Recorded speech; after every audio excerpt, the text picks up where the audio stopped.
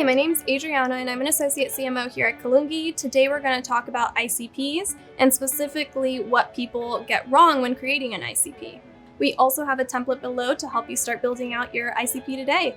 First, we're going to talk about what the purpose of an ICP is. You need an ideal customer profile in order to help your teams create targeted content and campaigns. Without knowing who your ideal customer profile is, your content team doesn't know who they're creating the blogs for, the white papers for, ebooks, and your teams like ABM are unable to list build so that your sales teams can do targeted outreach.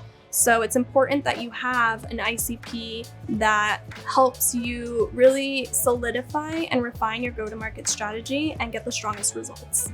One of the biggest mistakes that people typically make whenever they're creating their ICP is going too broad.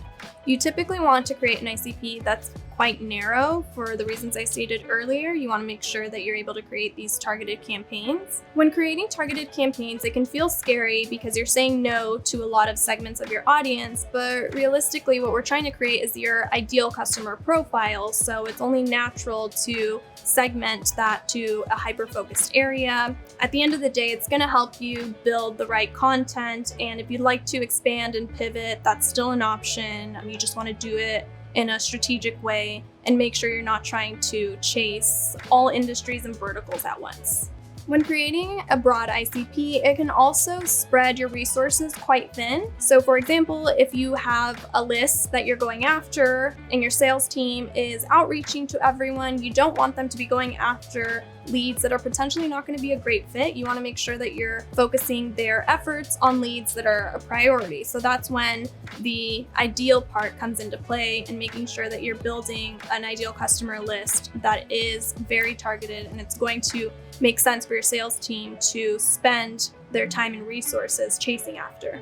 Another mistake that often happens when creating your ICP is companies tend to focus on personal characteristics, but we have to think about B2B SaaS a little differently than we would typically think about B2C ICPs or personas. In B2B, we really want to focus on filters and signals that are going to be actionable in terms of list building and for the sales team to go out and quickly be able to find these people on LinkedIn and reach out to them. So that's going to be things like firmographics versus, what this person looks like or what things they might be interested. We want to know a little bit more about the size of the organization and the industry, the role that you're going after. Those types of filters and signals are going to be much more helpful when doing your outreach.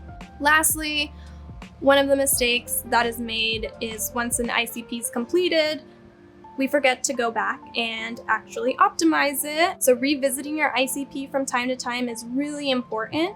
You're going to be learning a lot. Your sales team is going to be learning through their sales calls and through their outreach. Your marketing team is going to be learning through their marketing campaigns. So you want to make sure that those teams are taking those learnings and actually applying them to your ICP. So you don't want to just, create your ICP, put it in a closet and have that be finished. You want to make sure that it's a living and breathing document and that your teams are coming to it on a regular basis. Doesn't have to be weekly or even monthly. It can be quarterly or every 6 months, but just make sure that you are revisiting it, you're updating it, and it's as accurate as possible. On the flip side, what makes a good ICP based on the challenges we just went over is you want to make sure you have a narrowed focus, that you have filters and signals that are actionable. You want to make sure that your ICP is constantly being improved upon so that your teams are revisiting it from time to time. And ultimately, we want to make sure that your ICP is actually a large enough audience for you to go after for a minimum of 6 months to a year.